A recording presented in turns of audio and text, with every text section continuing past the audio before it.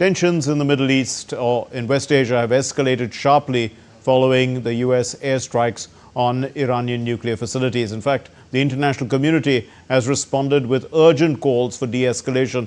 World leaders are urging a swift return to dialogue as fears of a broader conflict continue to grow. Let's look at this report.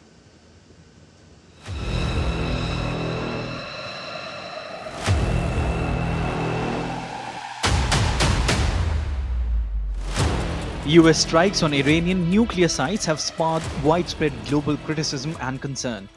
World leaders have urged restraint, condemned the attacks, called for a return to negotiations, and emphasized the urgent need for peace. Israeli Prime Minister Benjamin Netanyahu praised US President Donald Trump, saying the strikes would help lead the Middle East and beyond to a future of prosperity and peace. Japan's Prime Minister Shigeru Ishiba stressed that Iran's development of nuclear weapons must be halted. He also urged immediate de-escalation between Iran and Israel. We believe that a de-escalation as soon as possible is more important than anything. At the same time, Iran's nuclear weapons development must be stopped. In a press conference in Istanbul, Iranian Foreign Minister Abbas Araghchi accused the United States and Israel of blowing up diplomacy by targeting Iran's nuclear facilities. Of course, the door for diplomacy should be always keep open, but this is not the case right now. My country has been under attack, under aggression, and we have to respond based on our legitimate right of self-defense. Pope Leo XIV issued a somber appeal to the international community, urging it not to overlook the worsening humanitarian crisis in Gaza amid escalating regional tensions.